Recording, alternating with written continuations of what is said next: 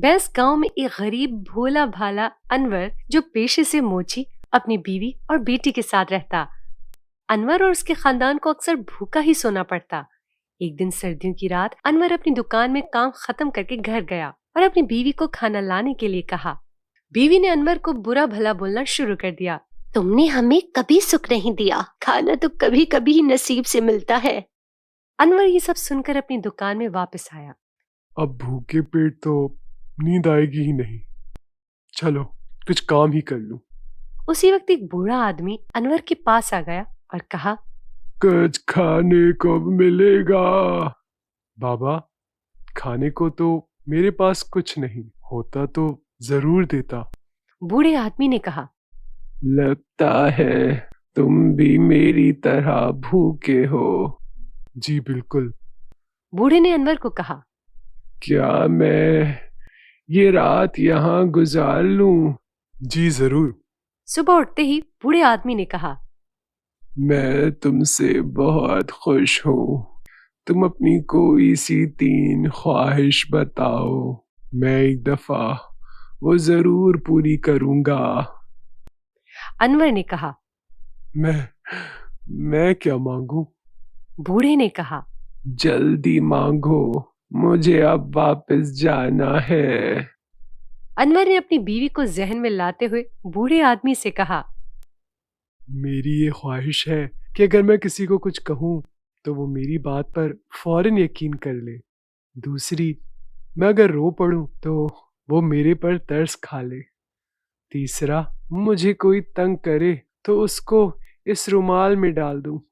बूढ़े आदमी ने कहा, ऐसा ही होगा, मगर ये सिर्फ एक ही दफा होगा और किसी छोटी चीज को ही रुमाल में डाल सकोगे, और ये रुमाल रात के वक्त ही काम करेगा।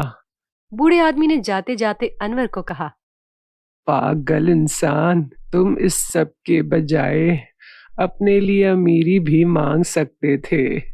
अनवर को बहुत दुख हुआ कि उसने ये सब कुछ क्या मांग लिया। वक्त गुजरता गया, अनवर की बेटी शादी की काबिल हो गई।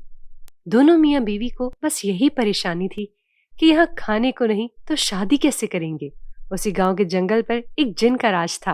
वो गांव के लोगों को उधार देता, अगर वो वापस ना कर पाते तो वो उनको अपने यहाँ काम पर लगा देता या भूख लगने पर खा जाता।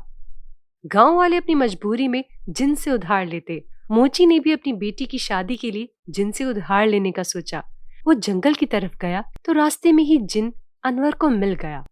अनवर ने जिन से कहा, मुझे अपनी बेटी की शादी के लिए उधार चाहिए है। जिन ने कहा, तुम्हें पता है ना, अगर तुम उधार 1 साल में मुझे अदा ना कर सके तो मेरे पास काम करना होगा। अनवर ने कहा, जी मुझे मालूम है, मैं वापस कर दूंगा। अनवर ने जिन से उधार लेकर अपनी बेटी की शादी कर दी। 1 साल गुजर गया। अनवर उधार वापस ना कर सका तो जिन अनवर को लेने आया तो अनवर को बुजुर्ग से ली हुई ख्वाहिश याद आई। उसने जिन से कहा कि मैंने कल रात ख्वाब में देखा, एक परी ने मुझे खजाने का रास्ता बताया और कहा कि उस खजाने के लिए काफी खुदाई करनी होगी, तो उसके लिए मुझे थोड़ा सा वक्त दे दो। खजाना मिल जाएगा तो उसका एक हिस्सा मेरी बीवी को दे देना और बाकी का खजाना तुम ले लेना। जिनको उसकी बात पर यकीन आ गया और कहा, ठीक है, मैं तुम्हें 2 महीनों का वक्त देता हूँ। 2 महीने गुजर गए तो जिन आया और कहा, कहाँ है खजाना? तुम मुझे पागल बना रहे थे, अब मेरे साथ चलो। अनवर रो पड़ा। जिनको तरस आ गया और कहने लगा, मैं तुम्हें 3 महीने का और वक्त देता हूँ, उधार वापस कर देना। ये कहकर जिन वापस चला गया। वक्त गुजरता गया और 3 महीने भी गुजर गए। अनवर उधार वापस ना कर पाया। 3 महीनों के बाद जिन वापस आया और अनवर से कहा, अब तो तुम्हें मेरे साथ चलना होगा। अनवर ने कहा, मैं चलता हूँ, मगर आखिरी दफा मैं अपनी बीवी और बेटी को मिल आऊं।